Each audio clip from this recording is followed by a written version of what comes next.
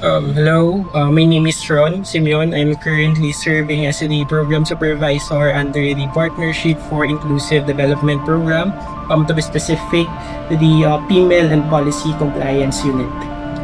So I entered Northfield in 2021 May, and in fact, isa ako sa mga awardee for this year's anniversary. No, kasi 5th year ko ngayong taon, no, last May. And paano ako nag-start sa Northfield? I used to work in an organization for 6 years. That organization was working to improve the lives of marginalized women and their families. But after 6 years, nag-decide ako na umalis para i-pursue yung bagong career that was originally gusto ko talagang makuha that time, no? So, ang reason ko for leaving that organization was to enter supposedly yung Philippine National Police by taking the NAPOLCOM exam.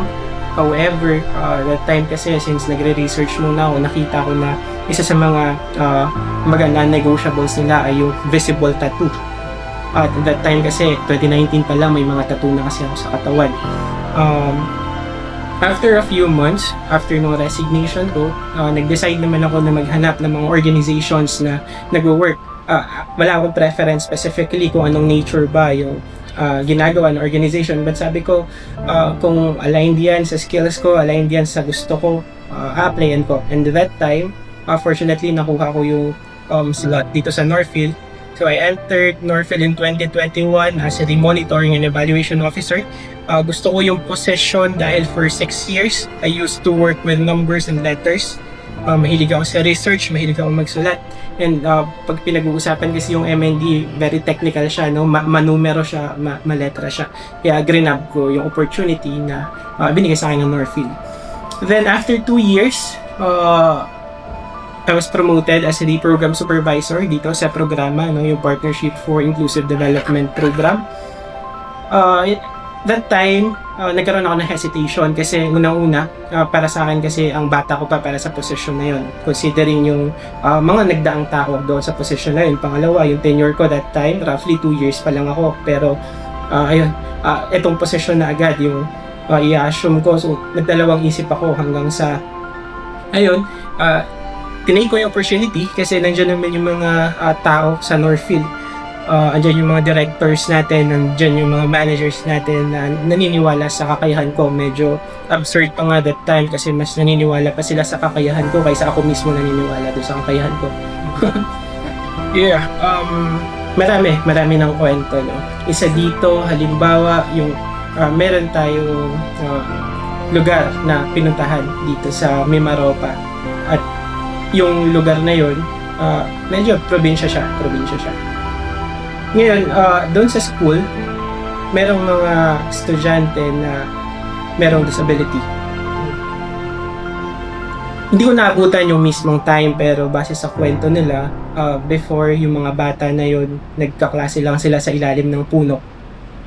Kasi yung school wala silang enough na facility para i-accommodate yung mga ganung estudyante, yung mga estudyante na merong kondisyon. Then nung nag-enter ako dito sa PFID, isa yon sa mga parang nagpa-realize sa akin na hindi na ako kumbaga tayo as an organization, kailangan tayo pa rin, although merong existing services ang government natin, pero sa mga ganong kaso kasi kumbaga kailangan ng presensya ng mga non-government organizations, ng mga taong meron talagang sincerity doon sa pagtulong. Ngayon after nung pag-enter dito 2024, isa siya sa mga naging major na projects namin, no? So nag-establish tayo doon ng special needs education classroom.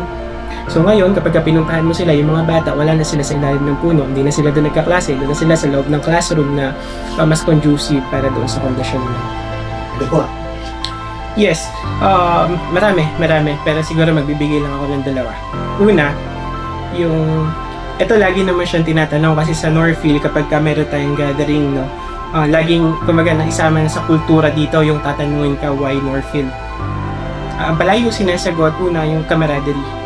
Ito yung mahirap hanapin kahit sa workplace, no.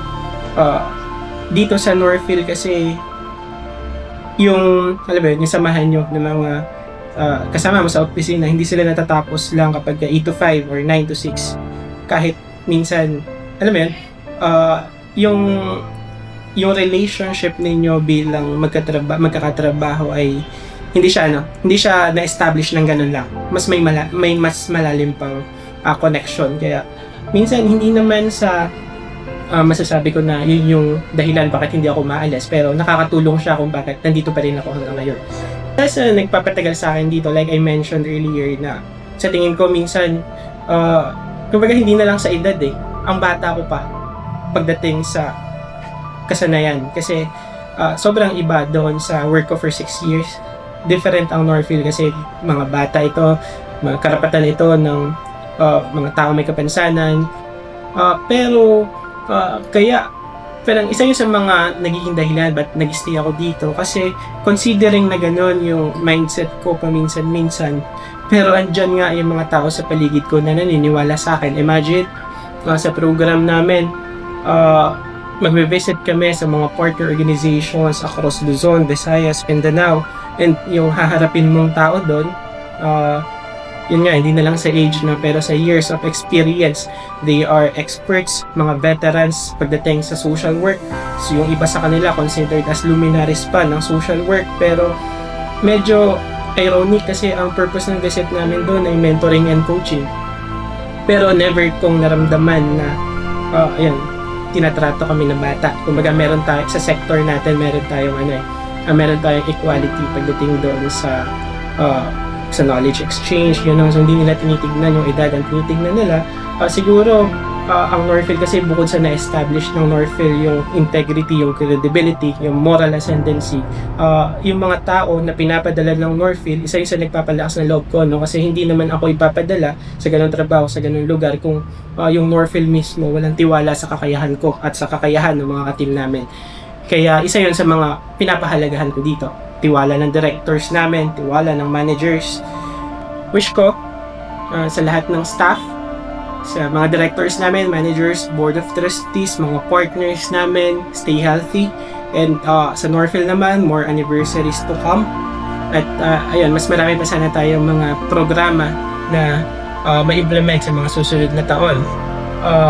Siguro doon naman sa mga sinaserve namin, ang wish ko sana mas marami kaming hindi lang Northfield yung mag-work towards the improvement or betterment of the lives of those communities that we serve, yung mga families natin, yung mga bata natin. Sobrang halaga sa akin ng work sa Northfield, dahil para sa akin kasi pinangahawakan ko, I always believe na parang yung mga kabataan, children, they are the messages or living messages that we send to a time na pwedeng hindi na tayo mag-exist. Ibig sabihin, kung ano yung itong mga kabataan na to sa hinaharap, kahit na hindi natin maabutan, ito yung resulta kung ano yung investment na binigay natin sa mga kabataan na to.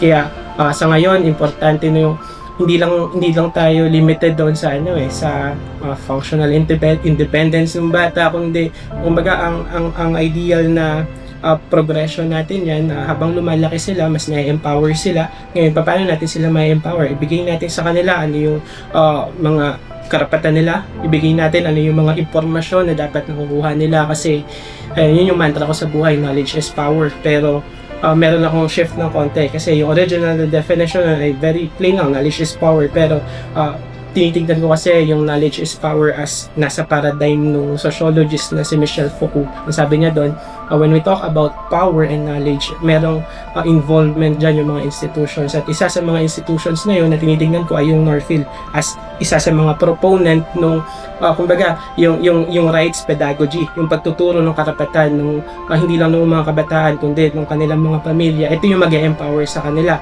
Halimbawa na lang on child protection, kapag kami mga time na nagkakaroon ako ng session with partners, either training yan or sa mga mentoring visits namin, ang isa sa mga palagi kong sinasabi na yung zero reported cases na nakukuha namin, we should not be happy about that figure, kasi yung zero na yun ay pwedeng hindi maging zero.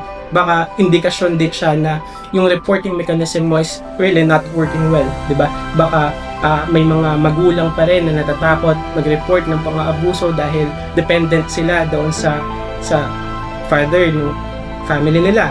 merong natatakot siguro mag-report dahil nandun pa rin yung stigma sa community nila na i-label yung bata kung naabuso. So yun yung tinatry nating basagin through empowering yung mga natin sa communities. Ako si Ron at ito ang aking kwentong Norvel.